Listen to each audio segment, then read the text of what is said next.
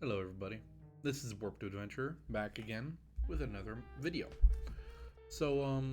This time I wanted to talk about something I see a lot of people having issues with when they're trying to get into Magic.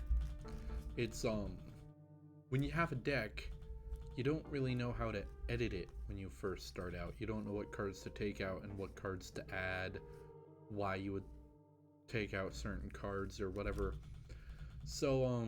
I just wanted to give an average video on some do's and don'ts of deck editing, as I edit decks all the time and I'm taking cards out and putting them in, and it gets harder and harder to pick out cards that need to go.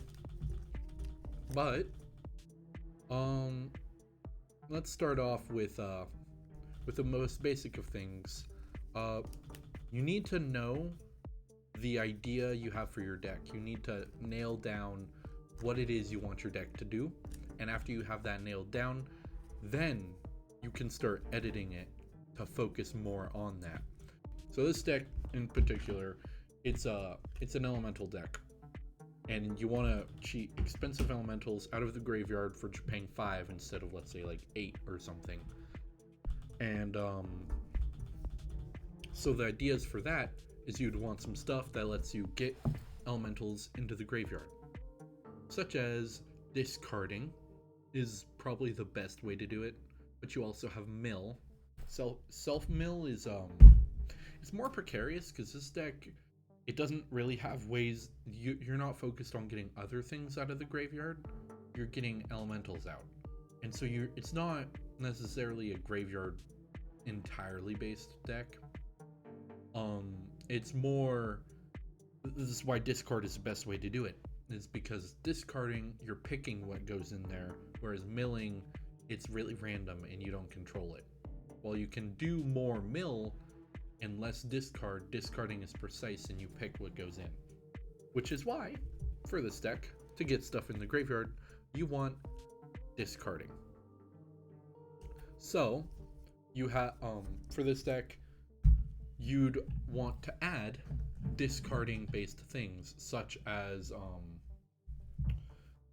zombie infestation. Discard 2 cards, create a 2/2 black zombie.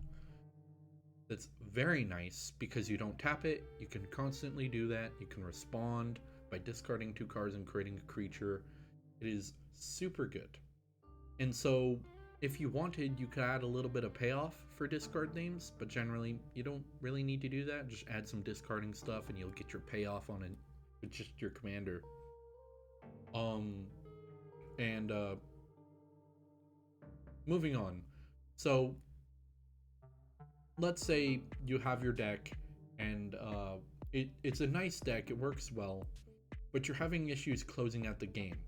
You're really good at handling what your opponents are doing, but you can't quite get what you're doing under control. That might mean you might have too much removal in your deck, or you might have too many board wipes, or your control is a little bit too high and you don't have your combo pieces and your own pieces in your deck. You don't have enough of them to be able to close out the game. Because while a big piece of Magic is stopping what your opponents are doing, removal, you always want your removal. But another big piece, and in my opinion, the more fun part of Magic, is building your own. Building your own board state, building all your own fun stuff. And so you generally don't want to take out removal, but if you're having those kind of issues, then you probably should take out some of your removal. I suggest 3 board wipes. Unless your deck really likes board wipes, then a few more. But you don't need too many board wipes in your deck. They are an oh shit button, and they should be treated as such. They really slow the game down, and Magic games are already like an hour long on average. You don't want to turn it into an hour and a half long, right? So, if you're having issues with getting your deck to do something, I suggest that. If your deck works really well, but you just never can keep your train going, like you're always able to get off to a super quick start, but into the late game, you're having issues. One way to handle that is adding more card draw. I was finding that one of my father's deck, he had the human deck from the Lord of the Rings set, and it's a really good deck. It just had very little card draw, not enough of it, and not constant sources. And so having a constant source of card draw keeps your hand constantly full, and it lets your train continue to run. Because once you become the archenemy, you need to be able to hold off, and you need to be able to stand your ground. Otherwise, the kingdom you just built in 5 seconds is going to collapse in 2 seconds. Because it doesn't take a whole lot to become archenemy, it takes a lot more to be able to handle being archenemy. But, so that's one way to handle that sort of situation. However, it's not always card draw. Sometimes your deck just isn't built to be able to handle late game, like goblin decks. I find that a lot of goblin decks I face are either winning before late game or they've already lost. They hardly ever are able to withstand the force, which is really weird because goblins are, you have tons of chump blockers with them for days of chump blockers, but I guess not many flyers, and it's pretty easy to handle. So for a deck like that, you may need to add a little bit more removal. You may need to add a little bit more maybe ramp. There's a lot of things that could be going wrong there, and it's really hard to pinpoint it. But removal, it helps a lot because at the very least it means you can handle what your opponents are doing while being able to build up what you're doing. Also, some fun things to protect your own board is also really good, especially in token spew decks, such as goblins. Moving on, I find that so aggro heavy decks, they tend to not really have many ways to handle being the target. I find that a lot of them don't have enough removal, but I'm sure a lot of people say that. A lot of them don't have enough protection, which is an important piece because everyone's like, I want to add this to it, and I'll take out the Ajani's intervention, or I'll take out the fog or something like that. But having those protection spells is seriously important. Like in my wolf deck, I've spoken about this card before. I love it so much.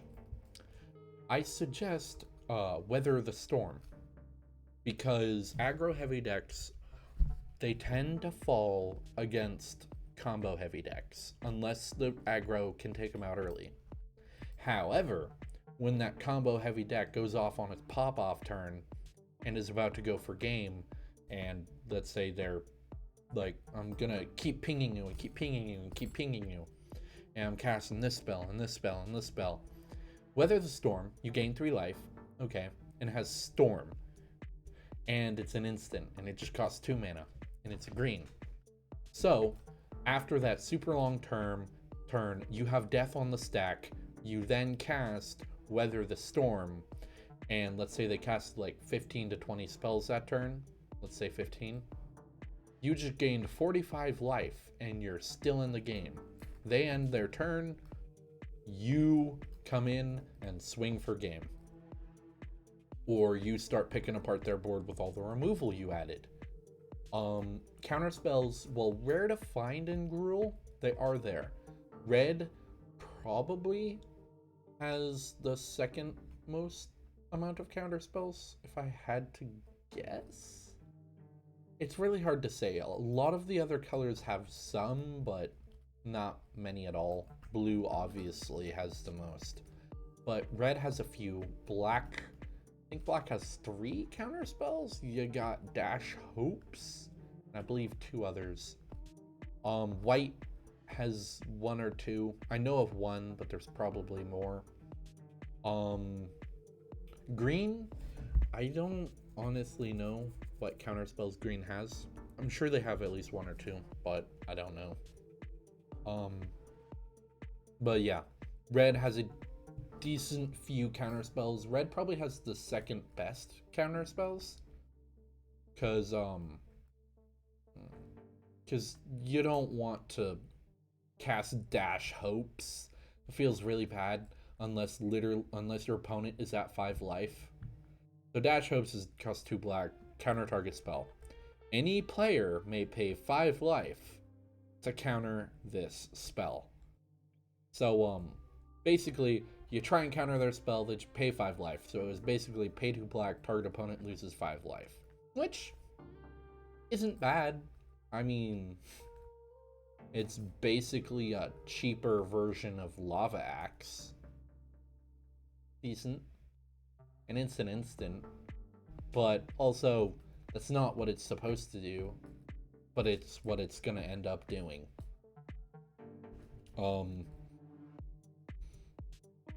Yeah. So, in your fun little aggro deck, you might want to add a fun little protection in there.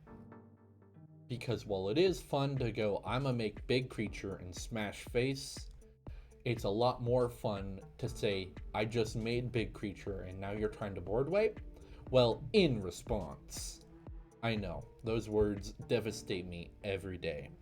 But when the Gruul player says in response, everybody goes, oh shit. Because Gruul doesn't respond. What do you mean? And then I cast a counter spell, or I cast a gain a mass amount of life, or, you know, fun stuff. Yeah. So when you're editing your decks, you need to figure out what the problem is with your deck and edit accordingly. Like I said, if you're having a major issue, it may be a major issue with the deck. And sometimes it might just be your commander. Like, I love Urza, Prince of Krug. I love the idea of it, but he just never gets to work correctly, you know? I find a lot of people like to turn your non-creature artifacts into creatures with his ability, and then starting to get more and more of them. It's a great idea, but that one always runs really, really slowly, and by then you're comboing off a little bit, but not enough for how long it takes. So commanders like that are really, really hard to get to be, I don't want to say good, because he's good. He's really good. He's just not, he's not devastating, and it's extremely hard to make commanders like him devastating. And so sometimes it might not be the deck. You could build that deck as well as you can, and it might still just not run like a CDH deck like you may want it to for some reason. Or it may not run well enough to compete in your pod, which in your play group or your pod or wherever you're playing, which sometimes is the case. And in that case, I suggest talking to your play group about it and trying to get them to maybe listen a little bit, you know. But yeah, that is my recommendations for deck editing. I hope you all enjoyed the video. If you did, think about liking. Perhaps try to subscribe. It's not hard. Just press the little button down there. Only do it if you think I deserve it, though. All right, everyone. Stay safe, stay healthy, and peace out.